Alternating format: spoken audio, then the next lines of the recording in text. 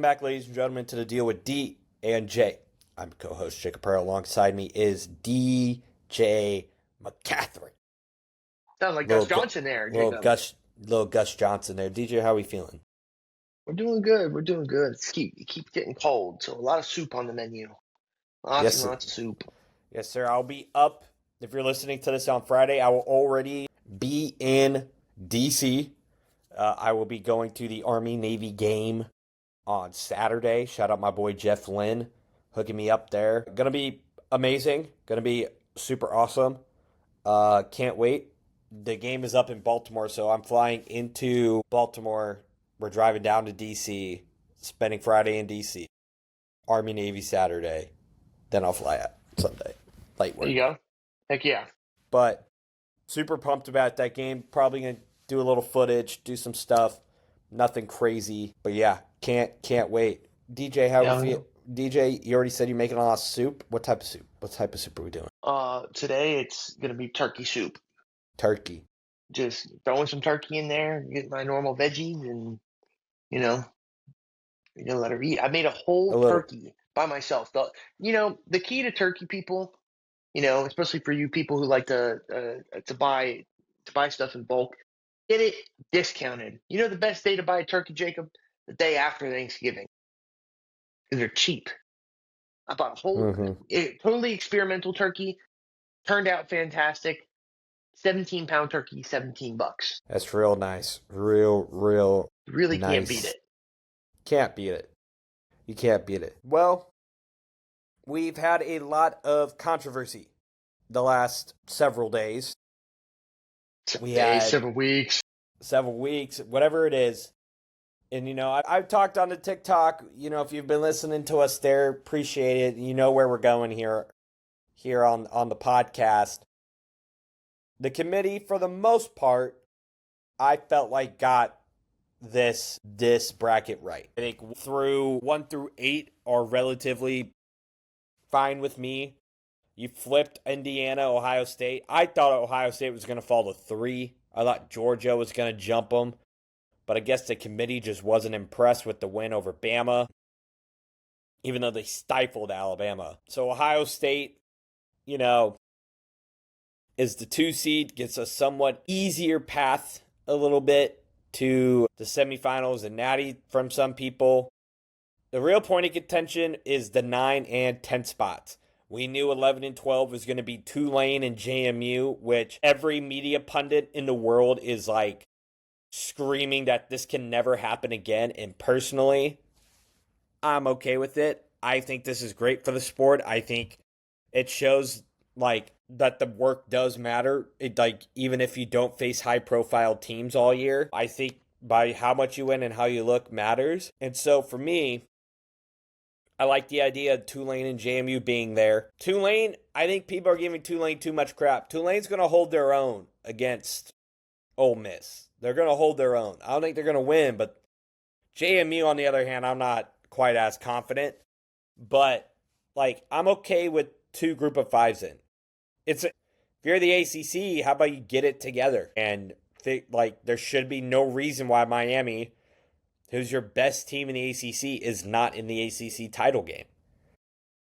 So then you had to do a lot of pandering. In the 9 and 10 spot, it went Alabama at 9 and then Miami at 10. Knocking out Notre Dame and BYU in the process. And that's when all hell broke loose, DJ.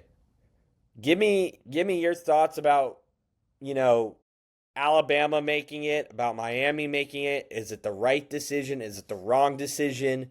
What are your thoughts? I think the committee has doomed themselves by giving Alabama a playoff spot. Like everyone wants to rave about who Alabama's played and who Alabama's beat, but they neglect to discuss how they've looked in certain games this year. Because, in all honesty, they haven't looked great. I mean, they said they went on a stretch where they played 4 ranked opponents. Well, now the season's done, and all of those 4 ranked opponents, only 2 of them are now ranked, right? Missouri's not ranked. Tennessee's not ranked, as far as I'm aware, right? If I'm still reading this correct. Yeah, they're not So ranked. Alabama's schedule has significantly weakened since, they people started raving about Alabama, and they didn't look good against Auburn. They didn't look great against Oklahoma, and they lost. They didn't look fantastic against LSU, but they won. You know, and they're one of the more flagrant teams, I think, in this playoff run. But not only that, you look at that, and then you go back, and you're like, well, now Alabama did nothing fantastic in the SEC championship game. There wasn't a highlight to be had for them, and they didn't move. They didn't budge in the slightest. And I think that's disgraceful.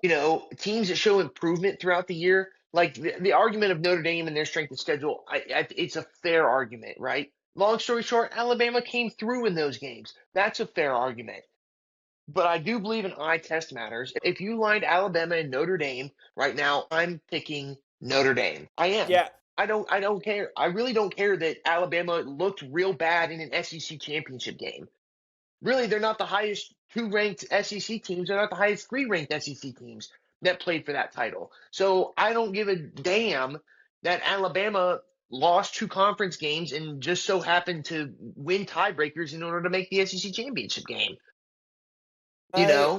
I want to interject here. I think, and I've been arguing this soapbox for what feels like forever now. And I think when you look at Alabama's schedule and who they've played, like the SEC is very tough, very very tough. And Alabama lost to Florida State, which we all saw and were shocked by.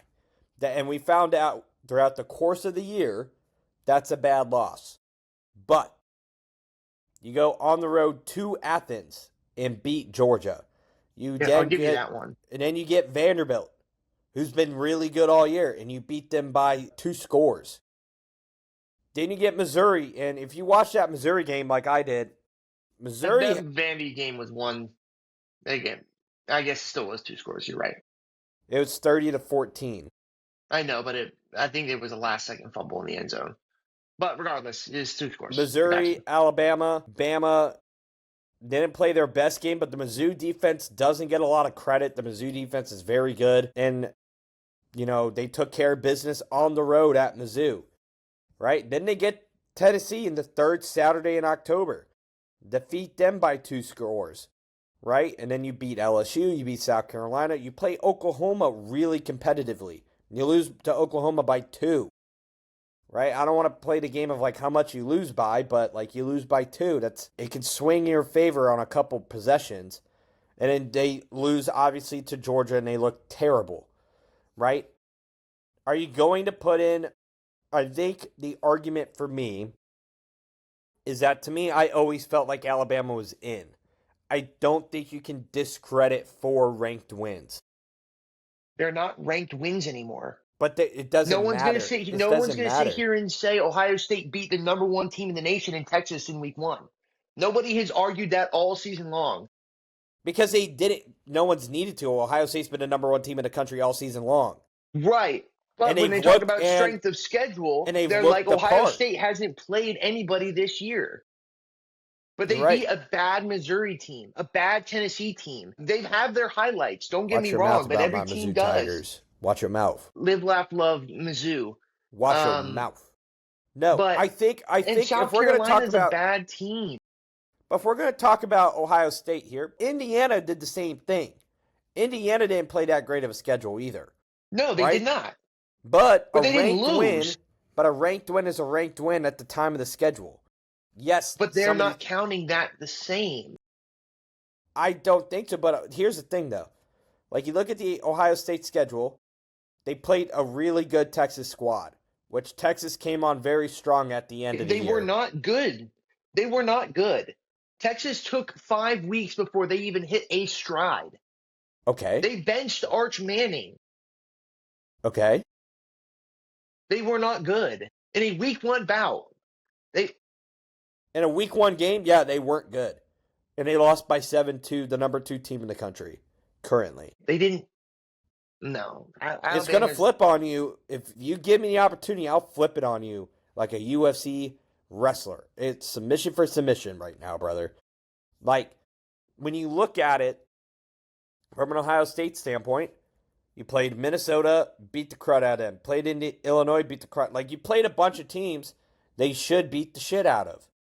And then you played Michigan, and Michigan was whack all year anyways. I don't know why they're ranked that high anyways. I don't think And Michigan's that good. that's a fair. I'm not arguing here that Ohio State played a great schedule, but I'm But saying don't discredit Alabama's schedule when, like, they went and played heavy hitters. Like, don't talk to me like Tennessee and Mizzou. Missouri and even Vanderbilt are not as heavy hitters as everybody else claims them to be. You tell me Vanderbilt is UCLA's a above heavy hitter? anybody. No, I'm not. I'm not saying that Ohio State played a heavy hitter Miami, let schedule. me pull up who Miami played. Miami played freaking Bethune-Cookman, heavy hitter. No. Okay, Eastern Illinois. Stanford? No. I mean, that's a Power Five team at least. Syracuse? LA Monroe, Wisconsin, Bethune-Cookman. Virginia Tech without a head coach. You brought up Florida non-conference. State. You brought up Florida State. You brought up non-conference teams, and I brought up 3 conference teams that are like maybe a little bit better than some of those mid-majors. Listen, why are you discrediting Alabama? Because they're What did Notre Dame do all year? improved. Okay, but guess what? Improved aggressively all year long. Yes, but like you lost to Miami and you lost to Texas A&M. I got you. But if And you're going then to take, though, are Notre Dame's losses, right, better or worse than Alabama's? I'm not. I mean, if you, the only bad loss is the Florida State loss. Okay. That's one. What bad loss did Notre Dame have? Losing the game is bad, DJ. Notre Dame didn't have a bad loss, but But they didn't play Notre anyone Dame either. didn't look They played shaky for the Navy. rest of the year. Notre Dame didn't look shaky for the rest of the year. There was not a glimmer of doubt that Notre Dame, and the committee agreed. The committee agreed all year long, and then they bumped Notre Dame ahead of Alabama the week before the conference championship game. They looked at Auburn versus Notre Dame and Stanford versus Notre Dame. Excuse me, Auburn versus No, Alabama and Bama Notre has Dame versus Stanford, and said Alabama played a better game correction. against Auburn than Notre Dame did against Stanford. And you're going to tell me that's true? It's Correction. not. Correction. Alabama has never been behind Notre Dame in these rankings. The college but- football playoff rankings. Always been in front. No. Always. Since week 12, the only time Alabama was behind Notre Dame was right after they lost to Oklahoma. And then guess what? The committee flipped them back. When? Week 15, they flipped them back. They were in Yes. front of them. And then Who week was in front of them? 13 and 14, Notre Dame was in front of Bama. And in week 15, Alabama jumped back in front of Notre Dame. Which was after which game? Week 15 would have been the Auburn-Alabama game. Would have been the, yeah. Okay. Yes, which is what I'm saying. I'm sorry. It was not supposed to be all season long because after Notre Dame's fair share of games, they were behind. But how do you look at the last game of the year? And granted, Stanford and Notre Dame is also a rivalry game, right? Obviously not Auburn-Alabama, but also a rivalry game. And Yeah, but Stanford's trash. Notre Dame beat the dog water out of Stanford. They're trash, though, dude. They're so bad. But you look at that game, Auburn did not play well. Neither did Alabama. Both of those teams were garbage in that week. And then Alabama doubles down on their garbageness and played garbage against Georgia. Listen, and I don't think Alabama. They don't get harmed for it. So let me ask this question: are you saying the totality of the season does not matter? Because that is what you are saying.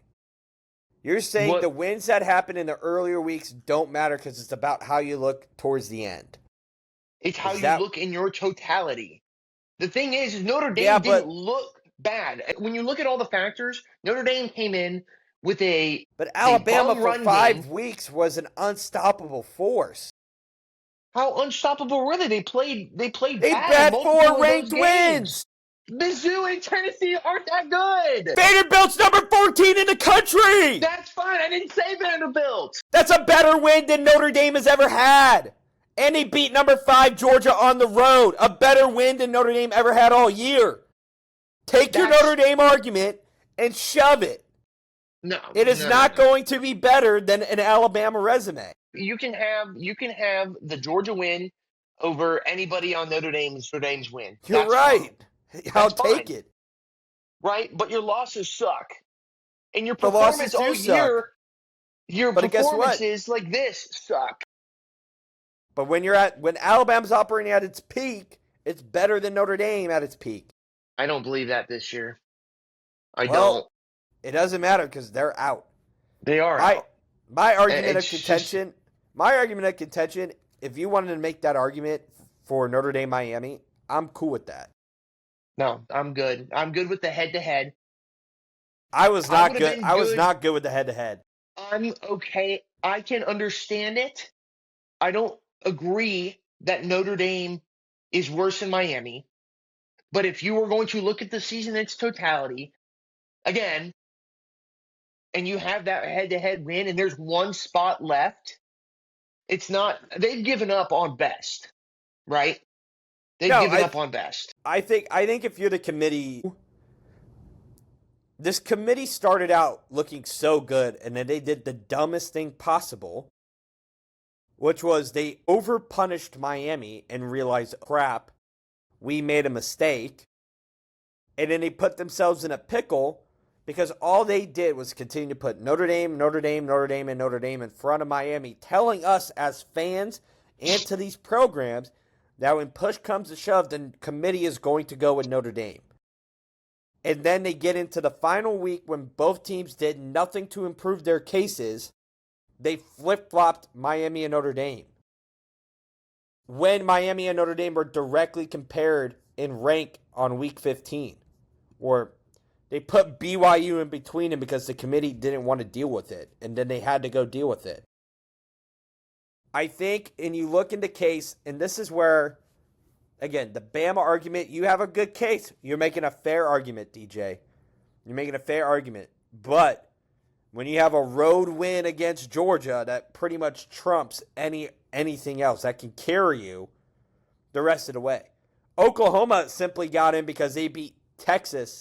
Oh, no. Oklahoma basically got in because they beat Alabama. Yeah. Exactly. So, like, if we're going to criticize a team, like, we can also criticize, like, 8 through 12. We could really criticize 5 through 12. A&M didn't play anybody either. Neither did Oregon. So, like, they lost to their only opponent. Yeah, and it was Indiana. And Oklahoma didn't really play anybody. I don't know if you just said that. I did. If you look at their schedule, they didn't really play anyone, and, you know. Neither did Texas A&M. But the thing is, you look at the A&M game against Mizzou, they kind of blow Mizzou out of the water. Oklahoma kind of struggles with Mizzou all game. Bama struggles with Mizzou all game. I think when you look at the case for Notre Dame, and I play devil advocates for both sides. If you want to argue with me that head-to-head is all that should matter, you know what? You have that, buddy. You can have that, right? You can have that. I don't agree that that's all that matters, but I agree, but the argument I like to counterpoint to that is when the Bills and Chiefs play in week 7 of the NFL season and the Bills beat them, right? And then they play each other, you know, you see them later in the year, right? You don't just always keep thinking, well, the Bills are better than the Chiefs because the Bills beat the Chiefs. No. Right. You don't think that because you have the NFL standings tell you another, and then your eyes tell you another thing. And the Chiefs, 9 times out of 10, beat the Bills in the playoffs too. I think when you look at the case for Notre Dame and Miami, is that they were very, very similar. Notre Dame had every single accolade better than Miami. We want to talk about bad losses, right? Notre Dame didn't really have any. Miami had 2 of them, one to Stanford and one to SMU on the road, right? And the Louisville one was at home. That's a bad loss to take at home on a Friday night. Mm-hmm. And I think when you look at the seasons in totality, both teams didn't really play anyone worth any significance. The only game of significance on the schedules for Notre Dame was the first 2 games. And then for Miami, right, it was this Notre Dame game and then what we thought was going to be the Florida game, but Florida turned out to be vomit. Blur. So, like, you can nitpick all you want about, like, well, Boise State isn't very good. Well, Boise State just won the Mountain West, and they beat the crud out of Boise State. Well, Navy's not very good. Well, then USF's not very good either, because Navy just beat USF. You can kind of look at the schedule and kind of check off the boxes. And then when you look at it, and I hate saying you shouldn't look at losses, right? But obviously I think not all losses are fair losses, right? There always has to be a winner and a loser. Mm-hmm. Did you lose on a last-second field goal? Did you lose because a boneheaded mistake happened? Like, you look at those, and I argue with this with Hunter on the GDP, which drives me nuts, because his only argument is, like, the head-to-head is the only thing that should matter. And I'm like, you know what? I'm not going to disagree with you there if that's all you think that should matter. But I think when you look at Notre Dame in totality, they're playing better than Miami, right? They've played better against better opponents in season, and when they played better opponents, they've beaten them soundly, right? They played a mid-major powerhouse, beat them soundly, and then their 2 losses are to currently the number 7 team in the country and the current number 10 team in the country. And Miami's loss was to 2 unranked teams and 2 teams that I believe are still unranked. Yes. So I think when the big. Go ahead. Sorry. I want to finish my point. I'll give it to you Yeah. here. So if I'm the committee, I understand my logic. That's why I had Notre Dame in front the entire time. You can't switch at the last second because BYU lost. And BYU's only 2 losses were to Tech all year. So if that's which were also their biggest opponents. Which was but like if you want to play that card, BYU gets fleeced.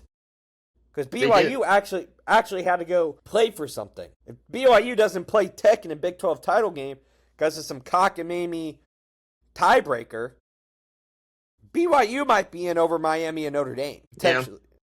Over Notre Dame and Miami. I said BYU and Notre Dame. But Notre Dame and Miami. Maybe. I don't know the logic. I think the committee put themselves in a terrible pickle. I think they did a terrible job handling this Miami-Notre Dame matchup. And personally, I think they should just do away with the ranking system.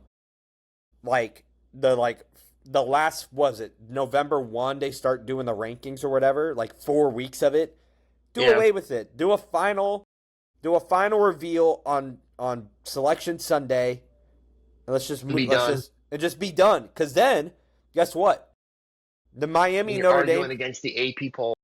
Yeah, you're arguing against the AP poll, who we all collectively agree sucks. So then, when the rankings come out, it's just definitive. No one feels like... Notre Dame feels slighted and the rug pulled out from underneath them. All this crazy, comments from the Notre Dame AD, right? And, I think if you do that, I don't think you get as much backlash.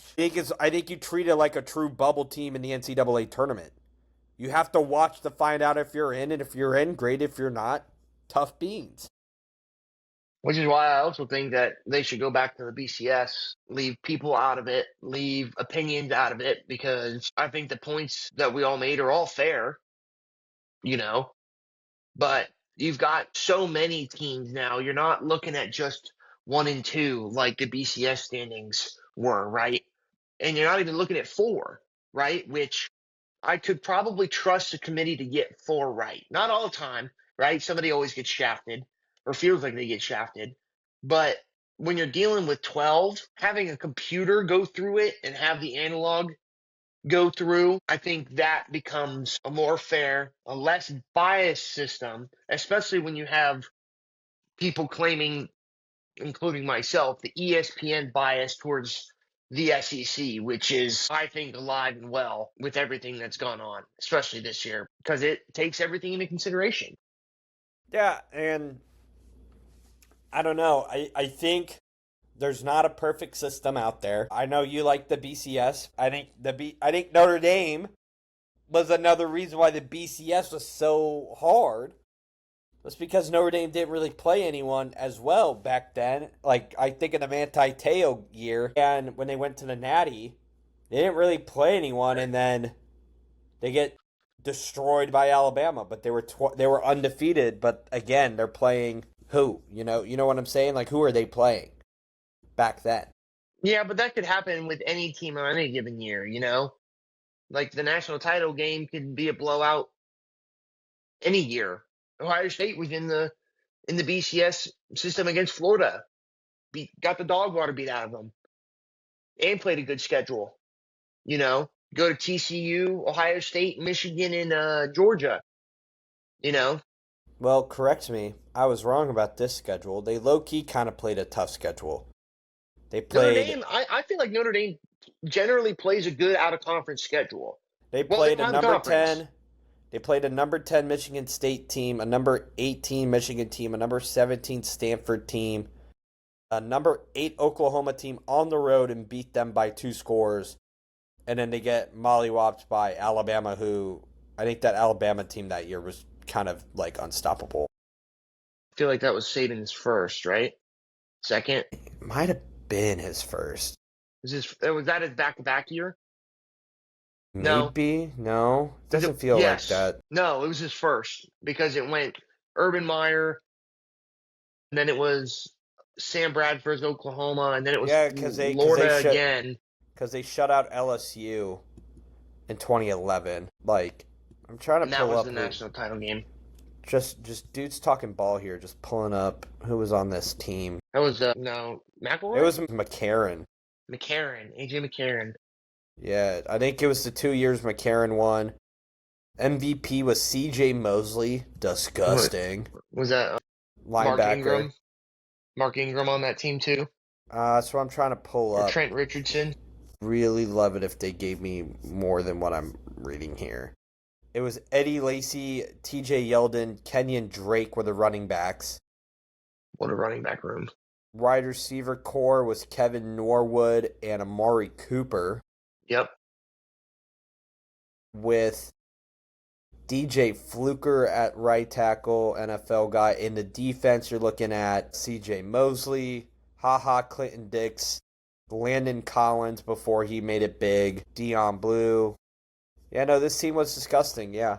No, it was gross. I think 2011 is the year you're thinking of. That's possible. Here we go, by position. Yeah, 2011, quarterback was A.J. McCarron. Backup was Blake Sims. Running backs were Eddie Lacy, Trent Richardson. Wide receivers were Kevin Norwood's a big one. You know, 2011, they didn't have like a crazy wide receiver core. Not that I'm reading here. Nothing crazy. Well, with that running back room, Trent Richardson was a Heisman finalist, if I'm not mistaken. Yeah. But I don't know. I think going back to the CFP, I think if I was the committee, or I think we have to get to a governing body. I truly think there needs to be a governing body. I don't think you can have ADs make these decisions. I think there's too many loyalties from ADs that reside elsewhere. I think you need unbiased as an unbiased source can be. I think Nick Saban being the head of it would be phenomenal. I think he would be biased. I don't think he would either. Unbiased. I don't think he would be unbiased, excuse me. I think he would be pretty unbiased. I think he has his love for Bama. I think he's got his love for the SEC.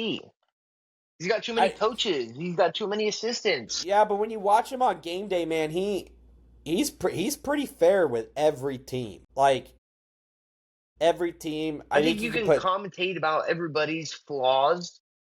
You're like, but when you listen to Saban doesn't give you bias. You know what I'm saying?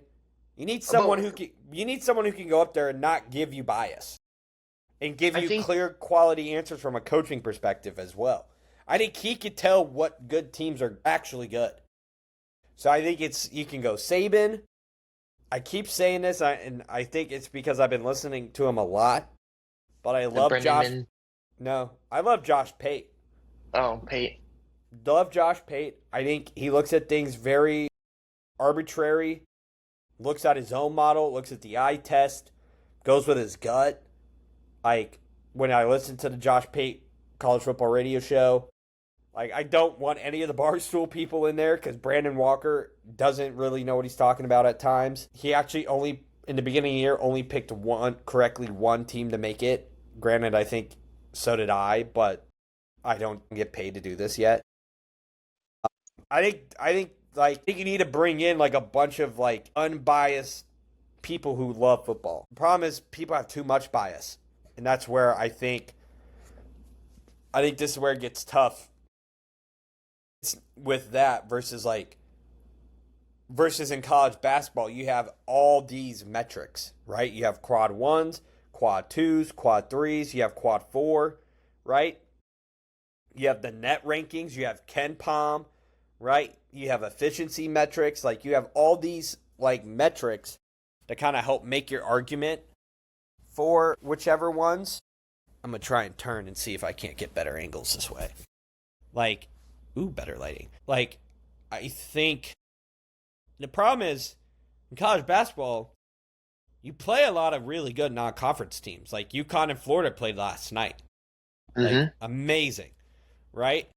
But it's hard in college football because like you can't play 30 plus games. But like you also can't eliminate the ecosystem of college football right now either. Like these big schools are like threatening to not play each other anymore because they just want to win. And it's like, yes, but you do get rewarded when you do play a tough non-con schedule and win. So I don't know. You also can't destroy the ecosystem and the P4s all have to play P4s and then like the mid-major schools have no money because they don't get the $2.5 million to go play, Alabama.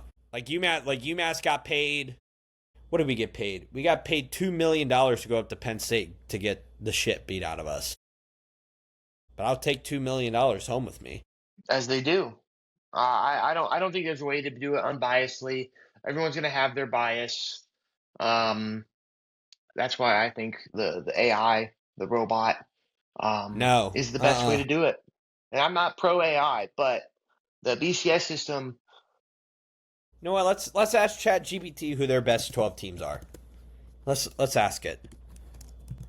That's what I'm gonna do. This is what the show's become. Well, why don't you ask ChatGPT what the BCS rankings would be? Who would the top 12 teams be based on the BCS rankings? I'm asking chat. Wait down. Just give me a second here. Give me a second.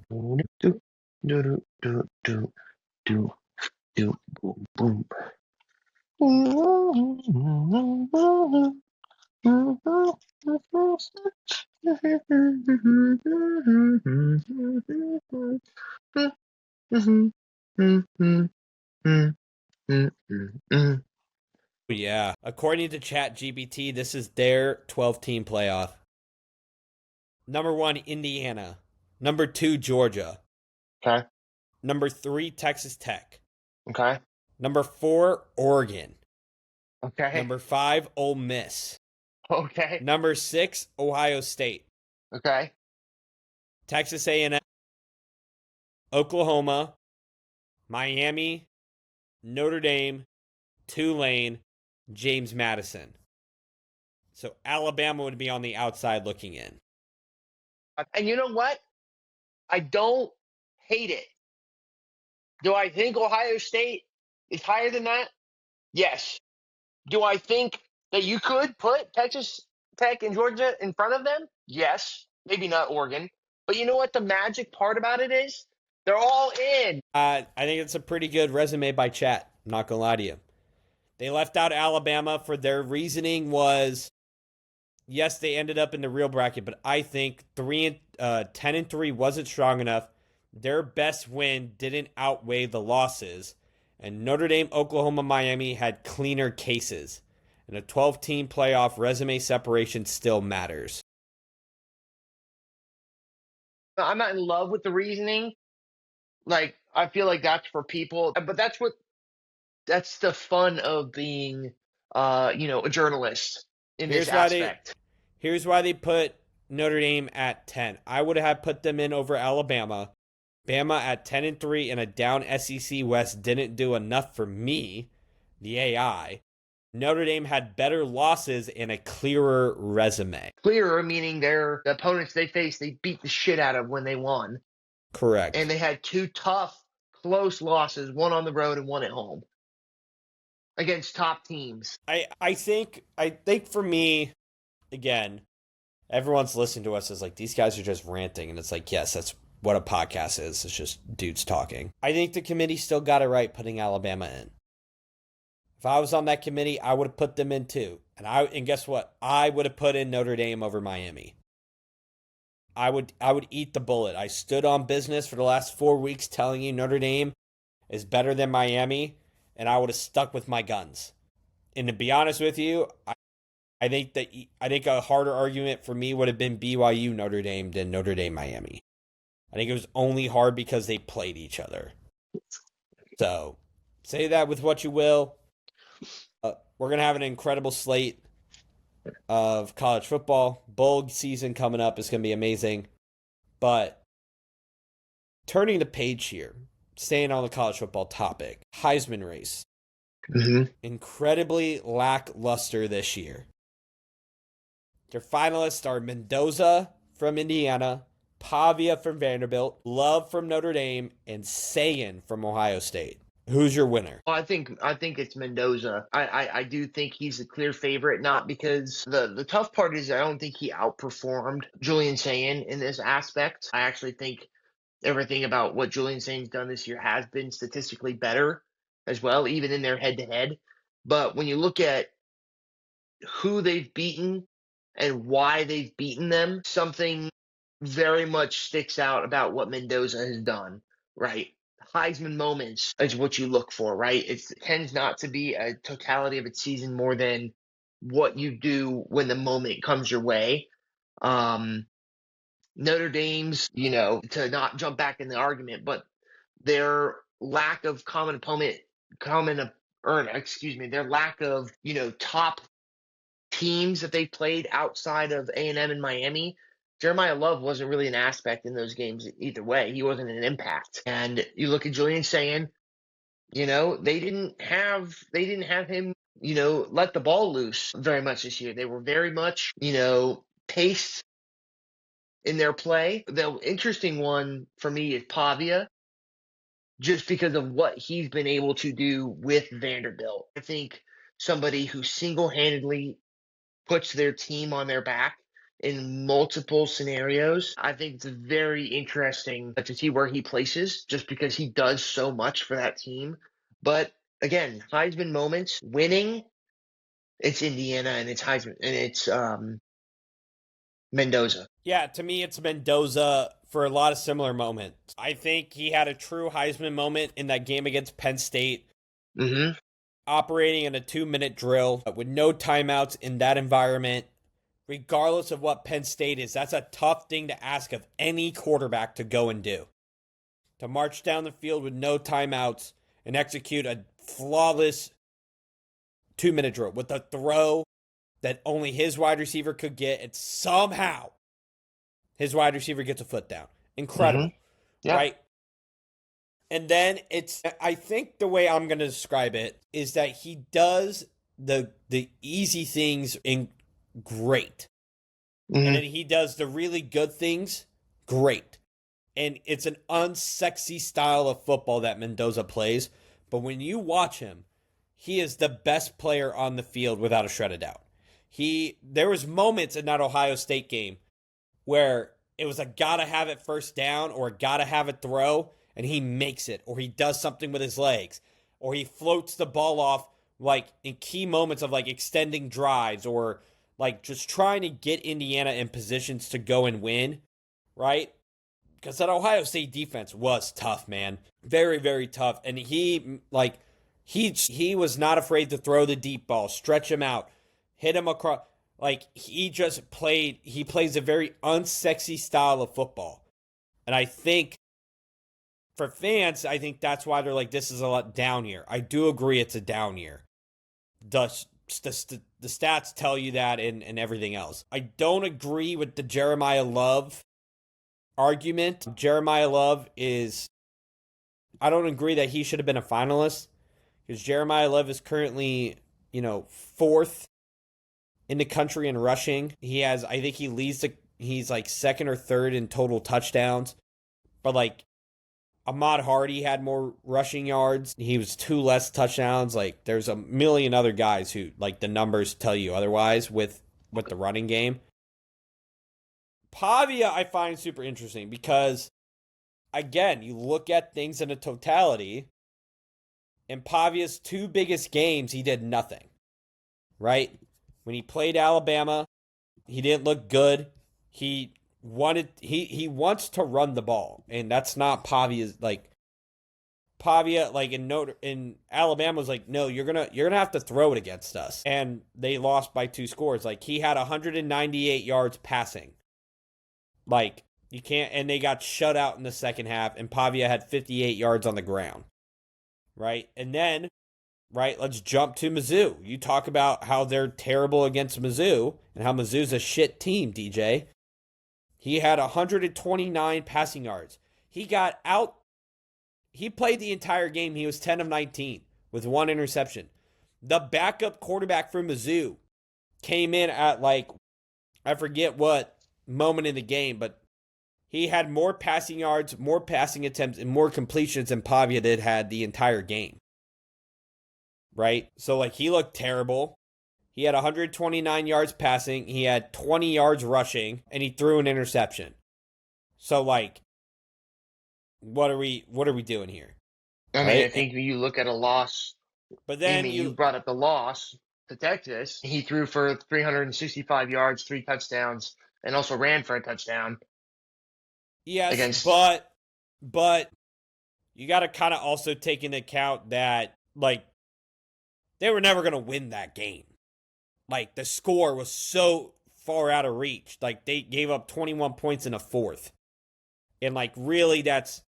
You could kind of attribute that to, like, garbage. Like, one play, they scored with 3 minutes and 54 seconds left in the game, and they scored another time with 33 seconds left in the game, right? Like, they air raided it. Congrats, but like the team got the shit beat out of them for most of the game.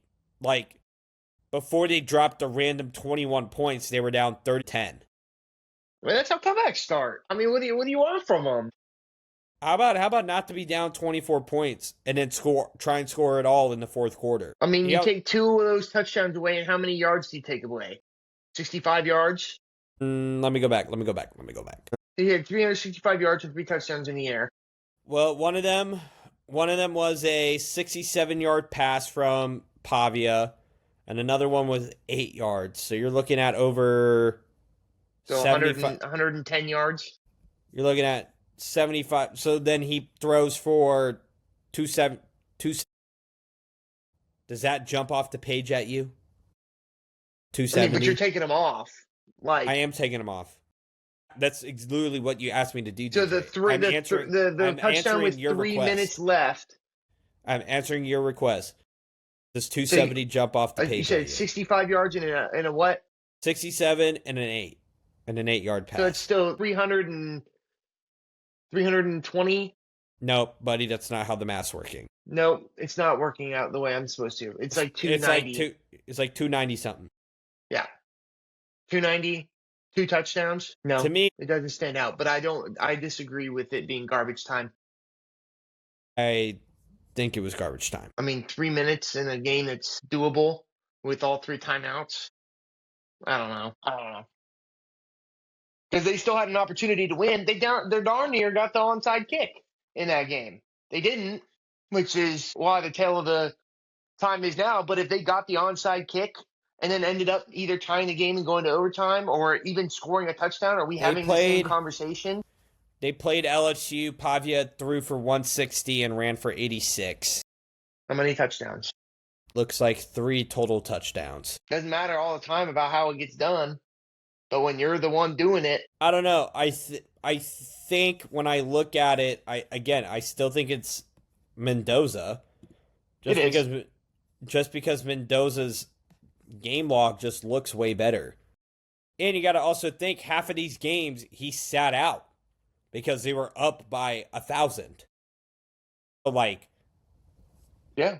And against Illinois, he was 21 of 23, 267 with 5 total touchdowns. Against Oregon, he was 20 of 31, 215, a touchdown and an interception. And he had 30 yards on the ground. Right? Against Maryland, he was 14 of 21, 201. Against Penn State, 19 of 30, 218, 1 touchdown. Against Wisconsin, he threw for 4 touchdowns. He was 22 of 24, 299. There. Like, he has the numbers look more consistent and better. And then against Purdue, they beat Purdue 56 of 3, and he was 8 of 15 for 117. Then against Ohio State, he was 15 of 23, 222 yards, a touchdown, an interception in that game. An interception. Yeah, I don't know. It's a two-horse race for me, really. You know, because again, the win column matters, right? And I I'm hesitant to say that I think that Julian Sayin could steal it, just because again, if you look at them side by side, I think Julian Sayin's numbers are better through and through. I think. I know his completion percentage is better. I don't know about his total yards or his. I think their total touchdowns are similar. That would actually be a great look up. Honestly, I think it's going to go to Mendoza. If it goes to Pavia, I can see why the numbers tell you it should be Pavia. Right. Over 3,000 yards passing, over 800 yards on the ground from a quarterback is really impressive. Like, I'm not going to deny you that. But I just don't think I just don't think a Heisman quarterback, like, can afford to have a game of 10 of 19 going 129 yards and an interception passing. Is that in a game that they should have lost think the two-horse race was a is competent Mendoza? football team? You think the two-horse race is Mendoza and Pavia? I think it's a two-horse race. I think it's between Pavia and Mendoza. I think we're going to get a lot of Pavia. Yeah. I don't think Sayin has an opportunity, and I don't. Jeremiah Love doesn't have an opportunity. And the problem is, too, like, if you wanted to go, like, stat for stat, like, who's the best, like, college quarterback, it's neither of these guys, really. Yeah, like, tell me it's the guy from North Texas. Well, Mestamaker's nutty, but I was more going to say it should, like, Haynes King isn't getting enough love either. 2,600. I would be okay with Haynes King coming in here too. 2,600 yards, 900 yards rushing, 15 touchdowns, which is more rushing touchdowns than Pavia. And then I think he doesn't have the passing touchdowns, but the guy did it all for his team. Did it all. Like, if there was an MVP, like, he could definitely go up for most valuable in the way that Georgia Tech played this year. Mestamaker was never going to get an opportunity. Right. But Mestamaker had 4,129 passing yards with 31 touchdowns. So he out threw Pavia in touchdowns and passing yardage, but Mestamaker didn't run the ball. He's not a runner. He's a pure pocket passer. Right. I mean, the one game Mestamaker threw for 608 yards passing. Goodness gracious. He's had 1, 2, 3, 4, 5. He's had 5 games of over 300 yards passing. Yeah. Like, he should be getting a lot of love, but the committee does not want to let you see that because it's North Texas. No, I think the Mendoza Sayin is going to be closer than you think. I mean, the only thing that Mendoza's got more is he's got 2 more passing touchdowns. I'm really surprised Ty Simpson fell out of the race as hard as he did, because he was in there for me all year, and then he fell out, and then John Mateer was it until he broke his hand. Mm-hmm. And that was rough for him to miss those 3 games, but yeah. Well, then to come back and throw 3 interceptions with no touchdowns against Texas. Yeah. when he probably should have been out. I Didn't mean, help. if we look at Sayan, he has more passing yards and touchdowns than anyone on the list, but he doesn't have the rushing upside. Does And Mendoza have a rushing upside? not as much as Pavia. So I think the question then becomes, what do you value? Do you value moment? Do you value totality? Or Do you efficiency? do you value numbers? I don't know. I think when you watch both quarterbacks, Mendoza's so much better than Pavia. But For Pavia sure. is a junkyard dog, and Pavia, for a lack of a better term, is He's very scrappy. Manziel-like. But, we're going to see a lot of media starting to swing for Pavia and being like, look at the numbers. How can you tell me he's not a Heisman? And then you just pull up wins and losses, and that kind of tells you everything. And even in the wins, he was terrible. He kind of got back on track. The Tennessee game was probably the best I've seen Pavia look all year. Yeah. That's a tough thing to do at the very end of the year. I also think Tennessee was also really stupid.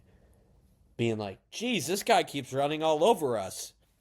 You think he had 165 yards rushing, dummies? But no, I think the two horse races, Mendoza and Pavia, I think it's going to be close. I don't think they're going to give it to Pavia simply because I think the storylines in Indiana and everything else, I think it will go to Mendoza. I think so too. But if Pavia wins, I'm going to be mad, but I understand the logic. Right. So, well, this has just been a full college football show here, DJ. We're approaching the hour mark. We want to talk Michigan? Yes, let's touch on that real quick. This is a developing story. So by the time this airs, we will have more information on Sharon Moore. But he has been fired from the University of Michigan. According to allegations, he was having an inappropriate relationship with a staff member. Mm-hmm. Which tells me it was not someone like an assistant. I think they identified her as well on Twitter. Sharon Moore then, several hours later, got arrested or is in police custody. No one really knows what's going on there. But a very out of left field move for Michigan, one of the best jobs in college football, has just became on the market. Yeah. All the coaches are gone. Where does Michigan go? Right. I don't know where Michigan goes. I'll be honest with you. I've been realizing my computer's been slanted the whole time, so apologies for, have fun editing that. But well, they're gonna be looking at you like this, boy. Just do a little rotation. A little rotation. Can they outpay LSU to go get Lane Kiffin? I don't know that Lane Kiffin wants that job. I know. The jokes were just, it was like Lane Kiffin. I don't know who you go get. You're about to enter the transfer portal window. You got a bowl game coming up. Do you take the Georgia defensive coordinator and bring him up? Is he able to get out of it? Jed Fish? Jed Fish. Does a program like Michigan even go out for an assistant? Yeah, and I told you this a bit ago, and it might have been on a phone call. I think the days of going after an assistant are gone. Those assistants take head coaching jobs at low Power 5 or high Group of 5 teams. Yeah, absolutely. No, I think, especially for a job like Michigan. Man, I don't know. I don't know who takes Michigan. There's nobody, I don't know if any, then again, I didn't think Sharon Moore was ready for that job. But, I don't know who's going to leave their situation to go coach Michigan right now. With all the investigative stuff and everything else, where do you go, I guess, right? Lincoln Riley? Do you go get Lincoln Riley? Number one recruiting class? Number one recruiting class so far? Yeah, maybe Lincoln Riley's certainly on the table. Because he could bring a ton of recruits. Sharon Moore was good. Dan Mullins? Take him from UNLV. Ooh. Get him back in the power conferences. Matt Patricia want to go get a head coaching job in Michigan? Oh my gosh, you know how much I would just roll into a grave if Matt Patricia went to Michigan. Like, does that happen? Bill O'Brien, just for the namesake, even though Boston College has been terrible? What about what's his name from Kentucky? Stoops? No, they're not going to go after Stoops. No, no shot. Is it Mark Stoops, right? At Kentucky? Yep. Be interesting. I don't It know, would be man. interesting. Do you get.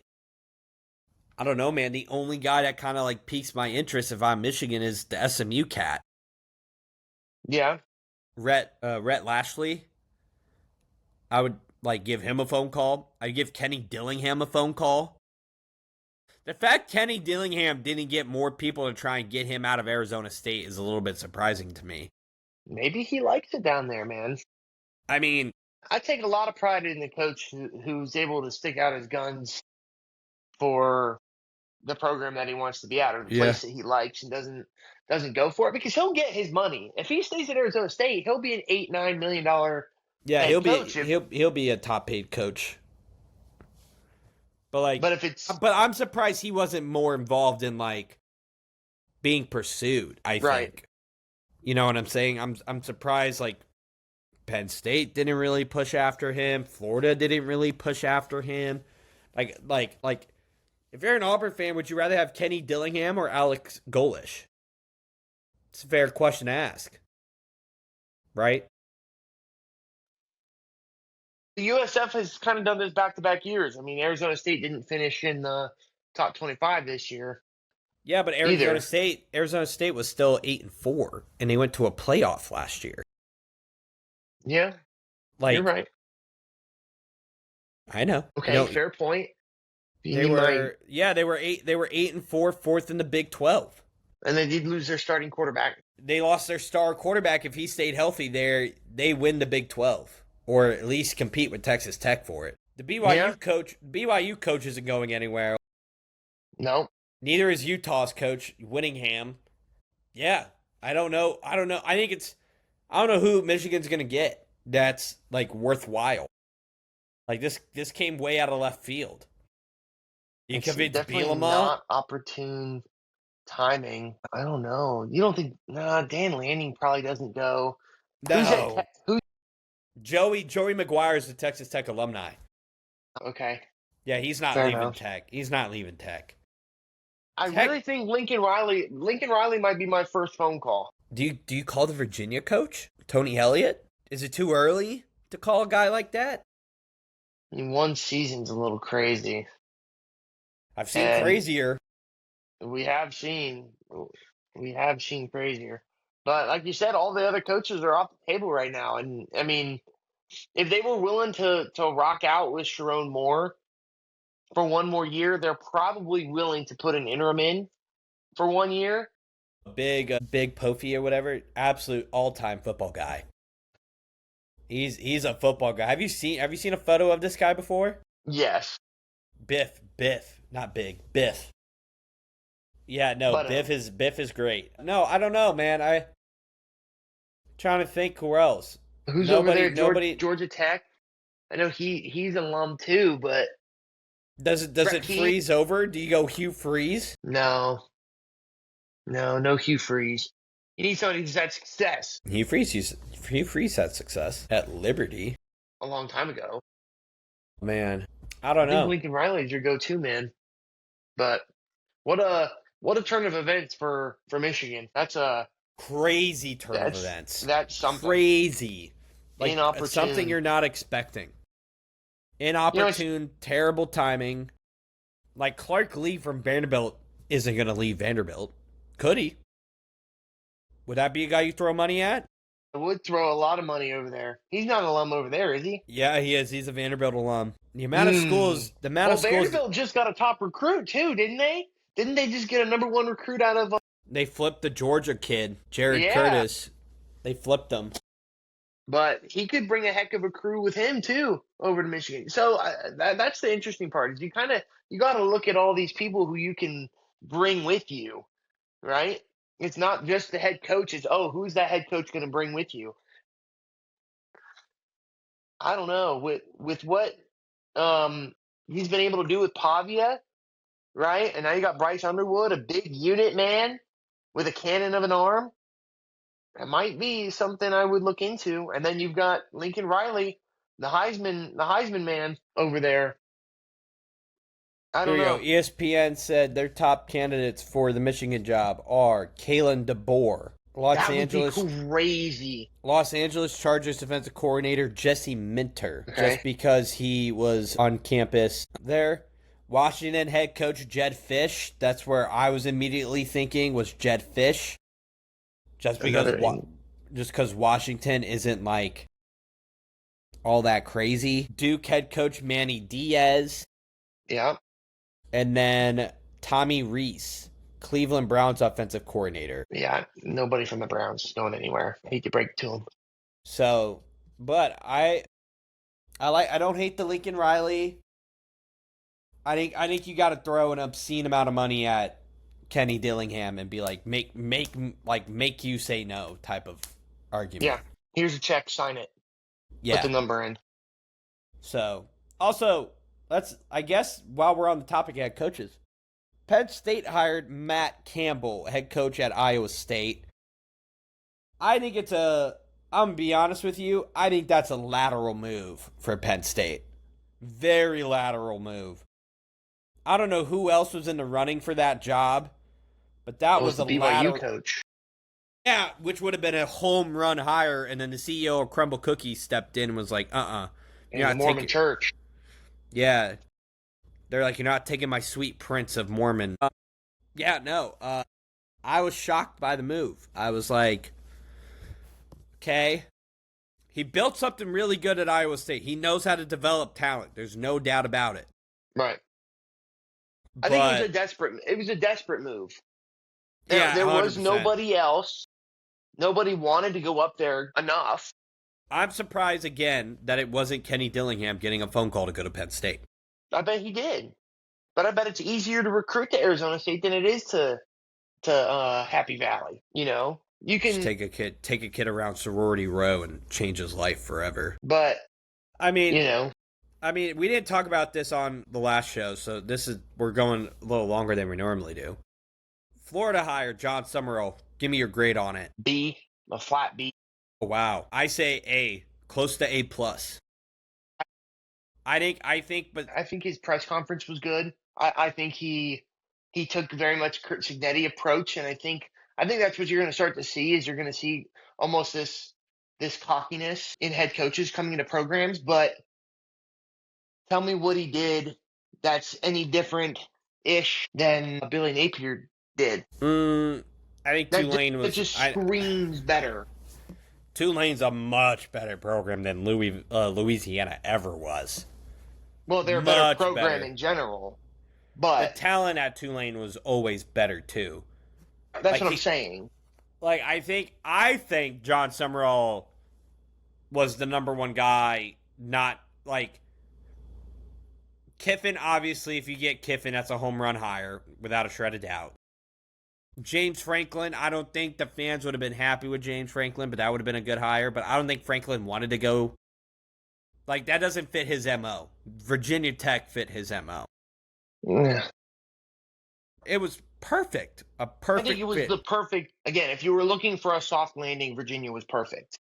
Yeah, I think he wants to build. I think the expectations at Florida aren't the same as Virginia Tech. He has some grace. For sure. He has grace at Virginia Tech. But I think he's going to build at Virginia Tech, and then he's going to move to a big program. Yes, like a big program is going to come open. Yes. But I think Summerall is an A+, A to A+. I think he's the best hire, not named Franklin or Kiffin. Because why? Who would you have wanted if it wasn't Kiffin? No, Franklin, for sure. I don't know. Maybe it was because I went to school there, and I know what they want. It's interesting to me. You know, I told you before we've moved past hiring coordinators, and he's not a coordinator, but you would think you would find somebody who's had a little bit more experience or a little bit more success outside of a group of 5 conference, and he really hasn't done that. Yeah. And so, not that he's got to have a ton of it, right? If you succeed a group of five, maybe you come in and you destroy your first year at Oklahoma State. Let's say you finish in the top four in the Big 12. You take that job, and then Florida hires you. Like, I feel like that makes more sense to me than hiring from the same conference that you got Billy Napier from, Not the same conference, or same same group. state. The group of five. It just seems like But the but the same problem, route and hoping for the same result. And not that it couldn't be different, I think but Summerall is a better evaluator of talent than Billy Napier was. that could be fair. I don't think Billy Napier is like. I thought it was such a weird hire that they hired Billy Napier way back, and I think the Summerall hire is an A+ hire. And again, I can be wrong, but I think the problem is though, like if Franklin goes 8-4 with Virginia Tech, that's like an amazing season for Virginia Tech. But if Florida goes 8-4, like you're just kind of like good season. You know what I'm saying? Like there's a much different weight to how you finish the year, right? Yeah. There's a lot of talk about Drink going to Florida. Would you have wanted Drinkwitz, the Mizzou coach? No, I could admire what he's done with Missouri a lot, but Drinkwitz, unfortunately, with the exception of the Ohio State victory, there's your flowers. If we were in a 12-team playoff, we'd be dangerous. Fair. That year we were dangerous. Cody Schrader, Luther Burden, Theo Yeah, Weiss, it was a good squad, but great squad. he hasn't done enough in his own conference for me to believe that the movement to Florida would be any different than he would do at Florida. Like if he had a signature win over Alabama, like that would scream something to me. If he had a signature win over Georgia, that would scream something to me. He had a signature win over Tennessee. Tennessee was Yeah, ranked that was that 11th. same year. That was that same year. I think if you would have asked me that year, then maybe yes.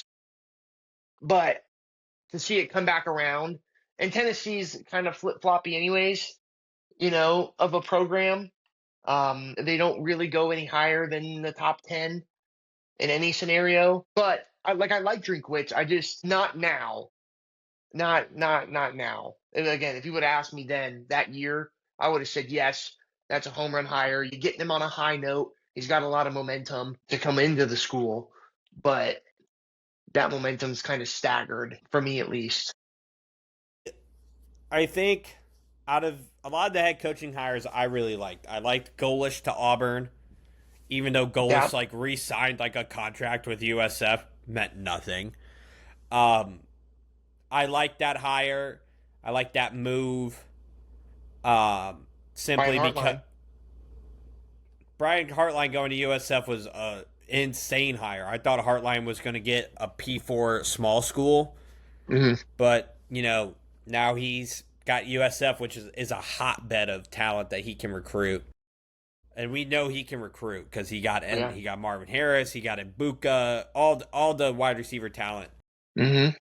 It was only a matter of time for Hartline. I liked Golish to Auburn because I think Auburn is going to give him the leash that he is going to need to win at Auburn. I think if you have to give him 5 years, and if after 5 years you haven't seen results, then it's time to move on. But I think you can give Golish about 5 years there. Arkansas butchered their head coaching hire, butchered it. I think Eric Morris was going to go there, and then he opted to go to Oklahoma State instead. Eric Morris was who? North Texas head coach. Oh, nice.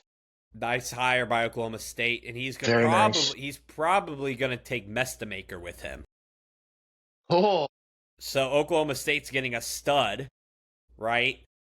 the air raid offense about to come Air back. raid offense in Stillwater. Watch out, the originator of the tarps off movement. I think the Memphis hire is just a mind-boggling one for Arkansas. Like he wasn't that good at Memphis, and you hired him still. He was kind of on the way out. So wasn't a big fan of that hire. Was super impressed with that hire. Not super impressed. I mean, obviously LSU gets the biggest fish in the pond. Lane Kiffin. Hate that. I hate that so much. I hate that for the sport. I hate that for Lane Kiffin. He, I but hope like, he nosedives that program. if I'm Lane, you have to think LSU is giving you better chances to win a national title than Ole Miss is. The University of Mississippi.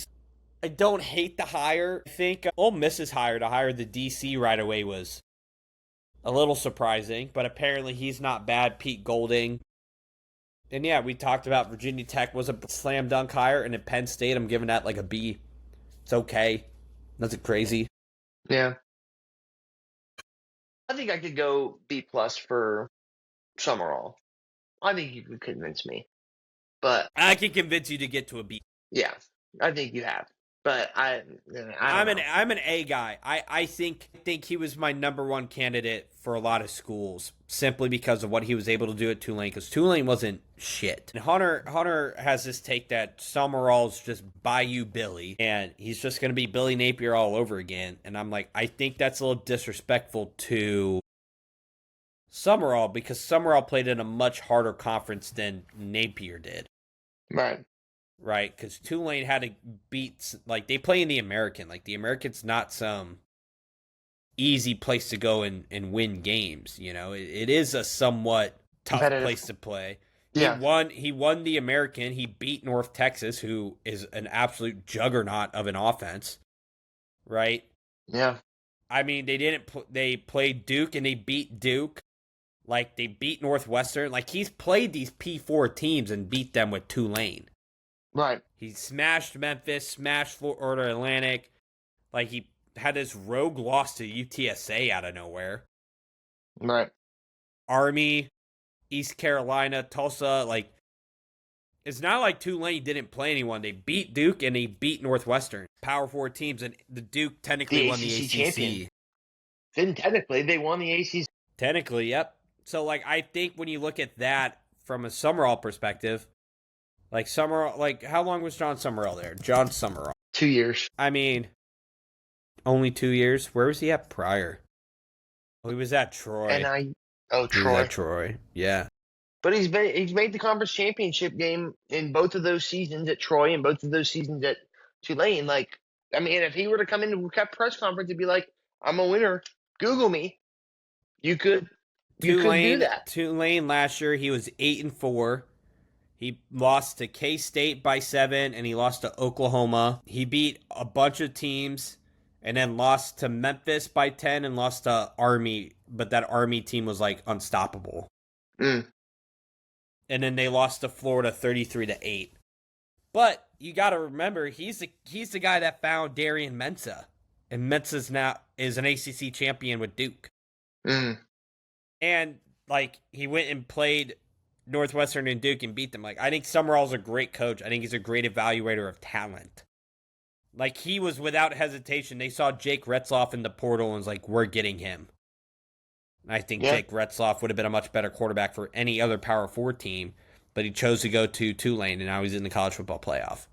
And he was the BYU quarterback a year ago. So, I think when you break it down like that, I think some people say he was gifted a really good recruiting class. Still got to coach. Still got to coach the kids on the ball field. I think he's a great coach. I think there's too many assumptions being made because of what he inherited. And I'm like, okay. He turned Mensah, and Mensah left and went somewhere. He got in Retzloff, and they won the American. And now he gets DJ Lagway. Hopefully. Yeah, it's a big if. You can only hope. You can only hope, right? But That's on true. the assumption right now is he's getting DJ Lagway. So it's not too shabby of a situation in general. When you think about it like that with Summerall, it makes a lot of sense. It makes a lot of sense that it is a really good hire. But if you're Florida, you got to give him runway. You cannot think that he's going to turn it around in 2 years. You got to give him 4. Well, you got to see turnover. You got to see progress before that. Yes. You got to go. What'd you win? 3 games this year? No, you won 6. You're going to a bowl game, aren't you? Yes, they did. What a disgrace of a 6-win team you guys are. Sorry, that was mean. I believe they kept Florida State from going to a bowl game. Oh no, you guys are not going to a bowl game. Y'all were 4-8. Even So yeah, if we make a bowl game next year, that's progress. You know? Right.